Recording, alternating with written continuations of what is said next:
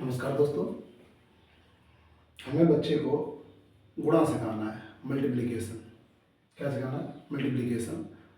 और गुणा सिखाने के लिए बच्चे को आपको ध्यान रखना होगा कि सबसे पहले उसे गिनती आनी चाहिए, काउंटिंग। क्या आनी चाहिए? काउंटिंग आनी चाहिए, कम से कम 1 से 100 तक, 1 to 100। और उसे संख्या ज्ञान अच्छे से होना चाहिए। अगर संख्या ज्ञान उसे अच्छे से नहीं है तो बड़ी दिक्कत आएगी। और जोड़ भी आने चाहिए, घटाने भी आने चाहिए। उसके बाद बच्चा आपका मल्टीप्लिकेशन करना सीखेगा। क्योंकि कोई भी चीज़ है, हर चीज़ का एक प्रोसेस होता है, सीखने का भी प्रोसेस होता है कि सबसे पहले बच्चे को काउंटिंग आए, संख्या ज्ञान हो। जब संख्या ज्ञान हो जाएगा तो उसके बाद में बच्चे को ऐड करना आएगा। ऐड करने के बाद मल्टीप्ली उसे आप सब्ट्रैक्शन सिखा सकते हैं। सब्ट्रैक्शन के बाद अब आप उसे मल्टीप्लिकेशन सिखा सकते हैं। ठीक है, जैसा कि आपने आपको बताया कि आज हम आपको मल्टीप्लिकेशन सिखाएंगे। तो मल्टीप्लिकेशन में होता क्या है? दरअसल क्या होता है गुणा?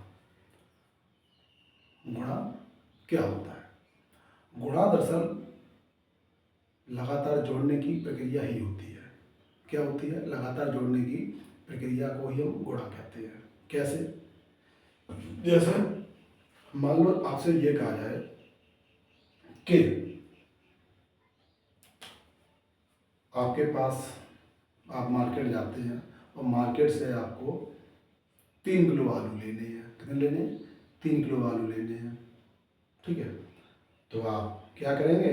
और उससे कहेंगे कि भाई क्या रेट आलू है, तो वो आपको बता देगा कि मान लो 10 रुपये किलो या 5 रुपये किलो या 20 रुपये किलो आलू है। और सपोज 20 रुपये किलो आलू है। ठीक है, आलू के रेट कितने हैं? 20 रुपये। ठीक है, 1 किलो आलू है 20 रुपये के। ठीक, 1 किलो आलू है 20 रुपये के। आपको 3 किलो आलू लेने हैं। ठीक है, ले लेंगे आप 3 किलो आलू। आप हिसाब लगा लेंगे कि 20 रुपये के 1 किलो आलू, तो 2 किलो आलू कितने के हो जाएंगे?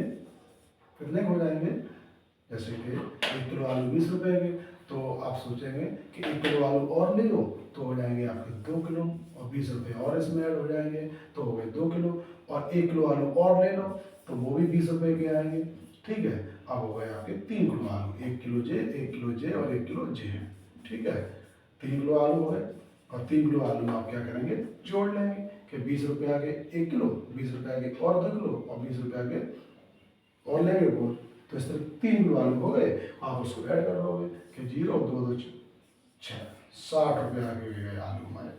अब चूंकि ये तो चलो 3 किलो ही आलू थे, आपने लगा लिया कि 3 ना जोड़ ले आलू, 20 रुपये 3 बार जोड़ लिए। 5 किलो होंगे तो जोड़ लोगे, मान लो 6 किलो होंगे तो जोड़ लोगे। और जब आपसे ये कहा जाए कि, और हाँ एक चीज़ देखिए क्या हो रहा है इसमें, लगातार जोड़ी तो करना पड़ रहा है, हमें लगातार जोड़ करना पड़ रहा है। और यहीं पे अगर हम क्या करें कि अगर हमें पता है गुणा करने की विधि, हमें पता है, तो हम क्या करेंगे कि 20 रुपये के 1 किलो आलू है और आपको 3 किलो लेने हैं, तो क्या करोगे? 20 में आप 3 का कर देंगे गुणा, 0 और 3 दूनी 6। देखो हो गया। आपको लगातार नहीं जोड़ना पड़ेगा और आप वहीं इसका आंसर निकल आएगा। ये होता है गुणा।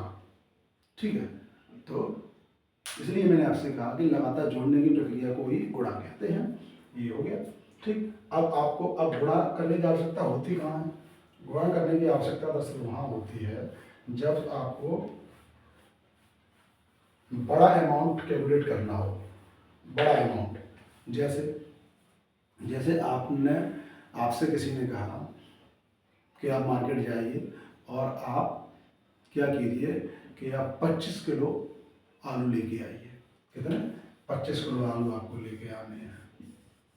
ठीक, और आलू के रेट है मान लो 20 रुपये किलो। कितना है? 20 रुपये किलो आलू के रेट है। तो अब क्या आप 25 को 20 बार जोड़ोगे? नहीं जोड़ोगे, बहुत टाइम लगेगा। ठीक है, तो क्या करोगे कि आप सीधा 25 में 20 का हम कर देंगे क्या? गुणा। कहानी खत्म। कि आपने 25 किलो आलू आपको चाहिए और 20 रुपये किलो आलू है। 1 किलो आलू मान लो आपके कितने के हैं? 20 रुपये के। ठीक, और आपको चाहिए कितने? 25 किलो आलू चाहिए, 20 रुपये के हैं 1 किलो आलू, तो आप क्या करोगे 20 का 100 मल्टीप्लाई कर दोगे, तो ये हो जाएगा 0 और 2 पन्नी 10 की बिंदी यहाँ से लगी है, 2 4 5 हो गया, या सीधा 20 का कर दो, 20 पंजे 100 की बिंदी यहाँ से लगी यहाँ पे 10 और 20 दूनी 40, 40 और 10 50, तो 500 रुपये के आपके हो गए 25 किलो आलू। 1 किलो आलू थे आपके 20 रुपये के, तो आपके 20 किलो आलू हो गए आपके 500 रुपये के। ये होता है गुणा, ठीक है। तो इसलिए आपको ये हमने सिर्फ समझाया है कि लगातार जोड़ना जब हमें पड़े तो हम वहाँ पे करते हैं गुणा। अब गुणा के लिए क्या है कि दरअसल आपको काउंटिंग बच्चे को आनी चाहिए, गिनती आनी चाहिए, संख्या पहचान आना चाहिए, जोड़ना आना चाहिए, ठीक है, संख्याओं की समझ हो उसको, तो आपका बच्चा गुणा कर लेगा। और उसके साथ साथ सबसे बेहद आवश्यक है पहाड़े, टेबल्स। पहाड़े बहुत जरूरी है, बच्चे को पहाड़े याद होंगे तो आपका बच्चा गुणा बहुत जल्दी कर लेगा, नहीं तो उसे बहुत दिक्कत आएगी, ठीक है। तो पहाड़े याद होना जरूरी है। अब देखिए गुणा करते कैसे हैं। ऊपर है 8 और हमें गुणा करना है 2 का।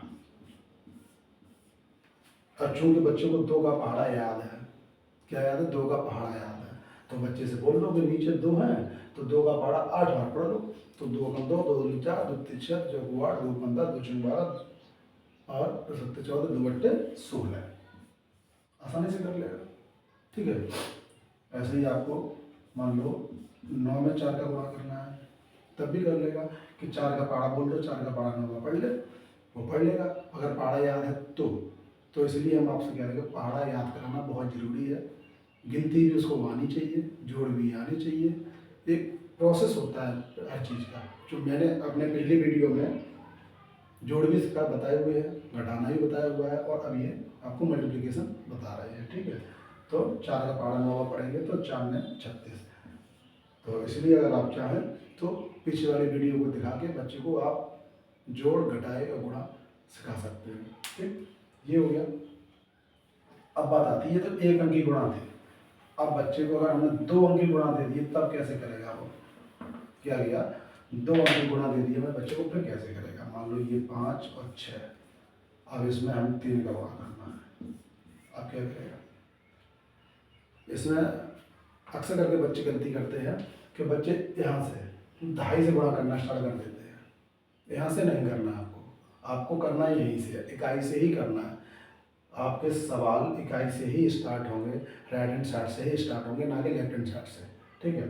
अब 3 का पहाड़ा 6 बार पढ़वाइए पहले बच्चे से, बच्चे 3 का पहाड़ा 6 बार पढ़ेगा, तो 3 3 3 6 3 9 3 12 तो 6 15 तिचक 18, तो 18 बच्चों को चूँकि पता है पहले संख्या ज्ञान है उससे, तो तिचक 18, 18 कैसे लिखे जाते हैं इस तरह। तो वही मैंने पहले जो बताया था कि जब आपकी संख्या 9 से ज़्यादा हो जाती है, क्योंकि 1 से लेके और 9 तक इकाई होती है, और 9 में जैसे ही 1 ऐड करेंगे 10 हो जाएगा, 10 2.5 होती है, ठीक है। और 2.5 जब हो जाती है तो एक हासिल कैरी फॉरवर्ड हो जाता है, तो यहाँ पर भी देखो 2.5 की संख्या है, इकाई और 2.5, तो हमारी 2.5 के ऊपर जाएगी, हासिल लग जाएगी, तो तिचक 18 की 8, हासिल लगी 1, और तुच्चे 15 और 1 16, तुच्चे 15 और 1 16, इस तरह हम क्या कराते हैं, गुणा कराते हैं, ठीक। एक सवाल और देख सकते हैं, जैसे हमने मान लो 72 में 5 का गुणा किया, अब 72 में 5 का गुणा करने के लिए 5 की टेबल याद होनी चाहिए, तो टेबल वही हमने आपसे कहा कि टेबल कम से कम गुणा करने के लिए 9 तक याद होनी चाहिए, 9 तक तो बेहद ज़रूरी है। 9 तक अगर टेबल याद होगी तो बच्चा आराम से गुणा के सारे सवाल सॉल्व कर लेगा। तो अब देखिए 5 की टेबल 2 बार पढ़वाइए, 5 में 5 5 दूनी 10 की बिंदी, यहाँ से लगी 1, क्योंकि 10 हुए थे तो 10 2.5 हो गया, तो एक आंसर हमने लगा दी। अब 5 का पहाड़ा 7 बार पढ़वाइए फिर, तो 5 में 5 5 में 10 5 में 15 5 में 20 55 25 5 31 5 7 35 35, मतलब ये हो गया 35, और 35 में हम 1 और जुड़वाएंगे कि वहाँ से लगेगा, तो 35 और 1 36। इस तरह बच्चा आपका गुणा करना सीख जाएगा, अब यही चीज़ आप वैसे ले लीजिए व्यवहारिक ज्ञान में, कि जैसे बच्चे से आप कह सकते हो कि आपके पास मान लो 100 रुपये है, ठीक है। आप मार्केट जाते हैं और आपने पेन ली, एक पेन की कीमत है 5 रुपये। कितनी है? 5 रुपये। आपको 72 पेन लेने हैं। कितने पेन लेने हैं? 72 पेन लेने हैं, और एक पेन की कीमत है 5 रुपये। तो वह बच्चा आसानी से समझ जाएगा अब हमें क्या करना है। लगातार जोड़ेगा तो नहीं, तो बस सीधा सीधा वो गुणा कर लेगा कि एक पेन की कीमत 5 रुपये है, हमें 72 पेन चाहिए, तो 72 में 5 का को मल्टीप्लिकेशन कर देगा, तो 5 में 10 की बिंदी हासिल लगी है, तो 5 70 36। तो इस तरह पेन की 72 पेन कितने के आएंगे? 360 रुपये के। तुरंत वो कर लेगा आराम से। आप उसके पास अगर रुपये कम है तो किसी से ले लेगा, और अगर नहीं ले पाएगा तो अपने उतने कम पेन से काम चला लेगा, थोड़े और कम ले लेगा, अपना हिसाब लगा लेगा, मेरे पास 100 रुपये ही है तो कितने पेन आ सकते हैं, ठीक है। तो वो अपना हिसाब लगा लेगा कि 100 रुपये हैं तो कितने पेन आएंगे। तो इस हिसाब से आप बच्चे को गुणा करना सिखा सकते हैं, ठीक। और बच्चे थोड़ा सीख भी जाते हैं।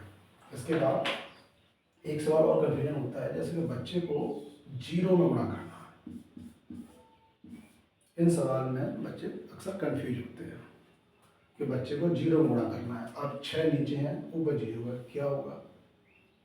तो बच्चे को बताइए कि जीरो में अगर गुणा करते हैं हम तो जीरो ही हो जाता है, क्योंकि बच्चा आप ऐसे बता सकते हैं कि जीरो एक बैड बॉय है, ठीक है।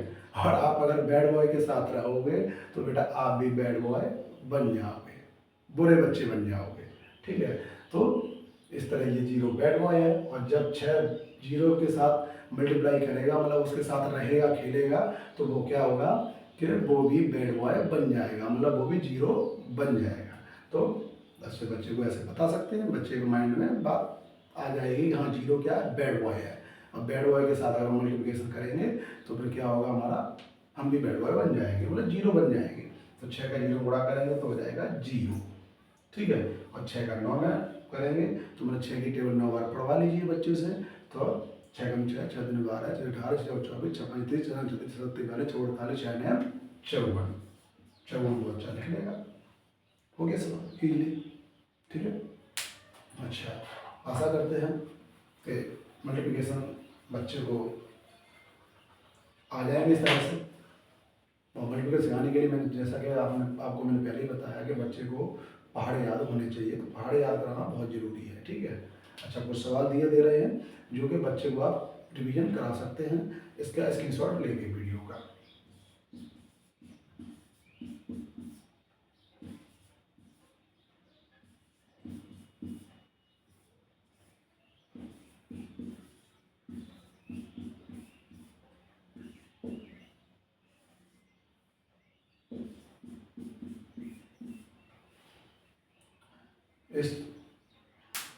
इसका स्क्रीनशॉट लेके आप बच्चे को सवाल करा सकते हैं, उसका बच्चे का रिवीजन भी हो जाएगा। और आशा करते हैं कि बच्चा जल्दी गुणा करना सीख जाएगा। बहुत बहुत धन्यवाद, थैंक यू।